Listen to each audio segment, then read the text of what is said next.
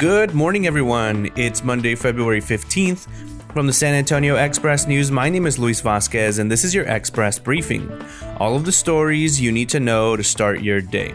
It's going to be cold out there. San Antonio is expecting a high of just 26 degrees with possible flurries. And even if the city sees a few inches of snow, it won't compare to the January 1985 storm that brought more than 13 inches. We'll have pictures of that historic event over at expressnews.com. San Antonians have one more chance to make their voices heard publicly about what they think is best to preserve and promote historical finds at San Pedro Creek, including what's left of one of the oldest black churches in Texas. We have everything you need to know about Tuesday's virtual meeting over at expressnews.com. Although Monday is a federal holiday, some schools will still have classes. Some may choose to go virtual or even cancel classes as the area deals with wintry weather. We're keeping track of all those changes over on our website. And now let's move on to our top stories for the day.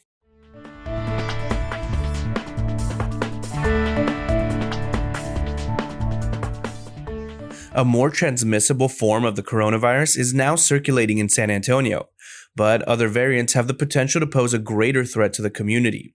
Available vaccines appear to provide strong protection against B.1.1.7, the more contagious variant that was first detected in Britain and has been identified in 2 Bexar County residents. That version of the virus may also struggle to find new hosts because of rising immunity and existing health safeguards. But experts fear that other mutations, first found in South Africa and Brazil, could lessen the benefits of such immunity, complicating efforts to bring the pandemic to heel. Lauren Karuba breaks down the possible outcomes and what it means for vaccine distribution.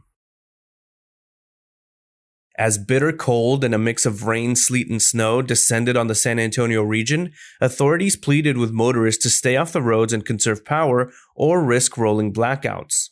Hundreds of weather-related accidents were reported over the weekend, including one that left a patrolman in critical condition. Forecasters said the icy winter weather would continue through Thursday.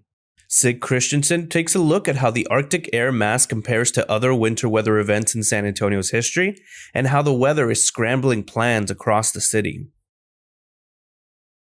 Months before lawyer Martin Phipps came under public scrutiny over allegations that he harassed his former wife and created a hostile work environment at his firm, his actions as lead attorney in Bexar County's opioid litigation angered county officials and led to the resignation of law partner T.J. Mays, both from the firm and University Health's Board of Managers.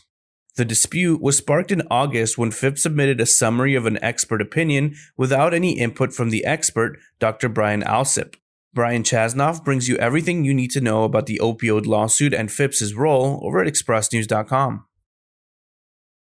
In the race for mayor, incumbent Ron Nirenberg and challenger Greg Brockhouse have starkly different visions about how to resolve what's sure to be the central issue of the campaign: how to rebuild the city's economy and get residents back to work. To kick off his campaign, Brockhouse released a number of lofty ideas. Among them, building a brand new airport and having the city's lobbyists get more involved in legalizing marijuana and gambling at the state level. The former city councilman believed those efforts will help the city get out of its predicament.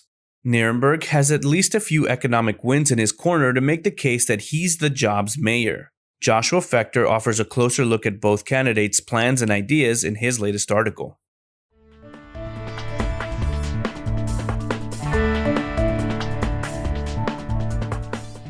Short supply and erratic delivery are causing long waits for inoculations.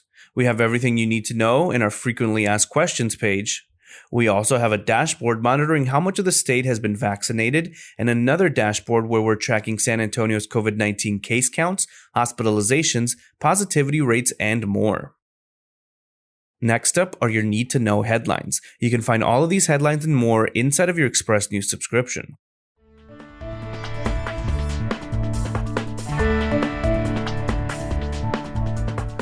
The U.S. Senate voted to acquit former President Donald Trump, ending a historic impeachment trial after just 5 days by clearing the former president of charges that he incited the deadly insurrection at the Capitol on January 6th. The slate of candidates for San Antonio mayor and the city's 10 city council seats on the May 1st ballot is set. We have all the names you need to know over on our website. At 5 Bexar County civil trials conducted by Zoom, participants told judges they'd like to keep doing them once the pandemic is over. A happy juror makes for a productive juror, one said. 3 Emmanuel AME church trustees are taking their pastor and presiding elder to court in an effort to stop a land sale that would bring a halfway house to the Delcrest neighborhood on the east side. Bexar County Sheriff's deputies and a local wildlife shelter rescued a tiger that was being held in a makeshift cage in southwest Bexar County. Mayor Ron Nierenberg and Bexar County Judge Nelson Wolf have sent an urgent appeal to the Federal Emergency Management Agency asking it to establish a mass vaccination site for the San Antonio region. CPS Energy has sold an office building and parking garage downtown to a California company that plans to renovate it. We have what the company plans to do with their $22.25 million purchase over at expressnews.com. A court filing outlines for the first time the benefits that whistleblowers allege Attorney General Ken Paxton received from a campaign donor, including a new accusation that he helped Paxton renovate his home in Austin. Amid a nationwide reckoning over police brutality and a push to strip the San Antonio Police Union of its bargaining powers, negotiators with the city and the union sat down Friday morning to begin banging out a new police contract. Hotel revenue in San Antonio plummeted by nearly 50% in 2020 from the year before as travel restrictions brought on by COVID-19 roiled the hospitality industry, according to a report released Friday. The funny thing about these national anthem controversies, which pop up periodically, is that the furors have little to do with the actual presence or absence of the anthem at the event. Read his latest column over at expressnews.com. Molly Wright ended her hunger strike Sunday, her 24th day of fasting, to bring attention to San Antonio's homeless problem. Elena Ayala has more on her mission in her latest article.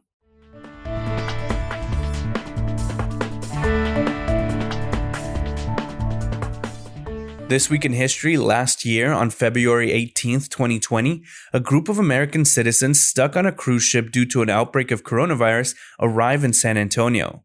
They will be quarantined at Joint Base San Antonio Lackland. Quote, the Americans had already been trapped for days in a nightmare, quarantined on a cruise ship in Japan that had become a hotbed for transmission of the novel coronavirus. Their evacuation to the U.S. on Monday brought relief but also weariness. They were finally on solid ground, but now they face 2 more weeks of quarantine in San Antonio, as reported by Express News' Lauren Karuba.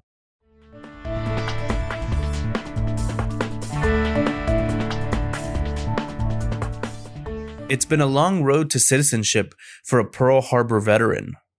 At 99, Heinz Bachmann is a quiet widower who mostly stays home and watches classic movies and Lawrence Welk reruns. He was a tad overwhelmed as friends and government officials celebrated his swearing in by Tina Almond, the agency's field office director. This is a wonderful thing, he said after raising his right hand and taking the oath of citizenship. You know, when you come this long in life, you wonder why did it take so long? The answer began at his birthplace, Mulhausen, Germany, and was to end at a Texas Department of Public Safety driver's license office where Bachmann needed proof of citizenship so he can legally keep driving. Sig Christensen tells his story over at expressnews.com.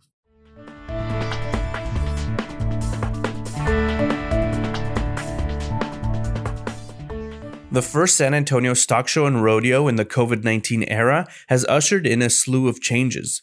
But some things stay the same, such as the booming voices of professional rodeo announcers Randy Corley and Wayne Brooks echoing across the arena. Nearly 50 years and 1,000 miles later, a San Antonio woman was reunited with the wedding ring she lost in the Chicago snow. Check out that love story over at expressnews.com. The $22 lobster rolls at the new San Antonio Truck Mass Hole are so good they sell out in a couple hours. Check out our 52 Weeks of Food Trucks review over on our website. You'll be crushing on the new 2021 Rodeo Tomato and Ruby Crush, writes Calvin Finch. And in his down-to-earth column, Neil Sperry answers readers' questions about dead squash, growing tomatoes, and more. The South San Bobcats, with a mix of veterans and youth, are set to play in the SEC of softball districts. District 276A is well represented in our list of players to watch. And that's all for today. This was your Express briefing for Monday, February 15th. My name is Luis Vasquez. Please consider becoming an Express News subscriber to get in-depth coverage on all the stories you heard today.